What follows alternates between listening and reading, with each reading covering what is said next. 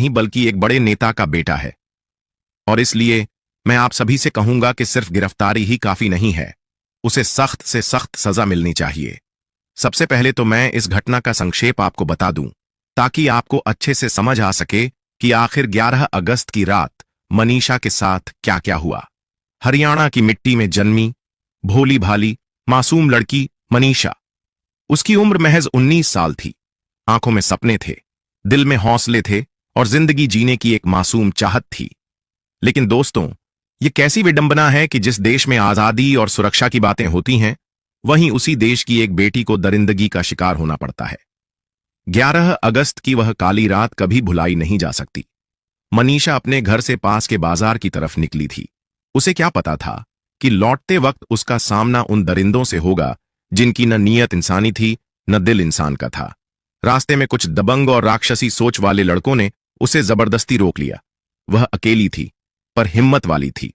उसने चिल्लाकर विरोध किया, लेकिन चारों तरफ सन्नाटा था। इंसान तो दूर, कोई फरिश्ता भी मदद के लिए नहीं आया। दरिंदे उसे जबरदस्ती खींचकर पहले एक सुनसान कमरे में ले गए।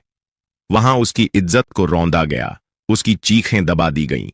सोचिए दोस्तों, उस वक्त उसके दिल पर क्या गुजरी होगी, उसकी आंखों से कैसे आंसू बह रहे होंगे। लेकिन उन हैवानों की नजरों में सिर्फ अपनी हवस थी।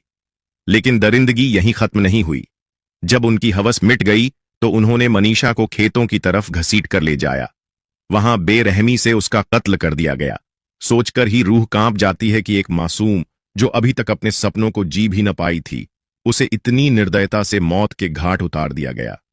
गुनाहगारों को लगा, लेकिन दरिंदगी यहीं खत्म नहीं हुई। जब उनकी हवस मिट गई तो उन्होंने मनीषा को खेतों की तरफ घसीट कर ले जाया। वहां बेरहमी से उसका कत्ल कर दिया गया। सोचकर ही रूह कांप जाती है कि एक मासूम जो अभी तक अपने सपनों को जी भी न पाई थी, उसे इतनी निर्दयता से मौत के घाट उतार दिया गया।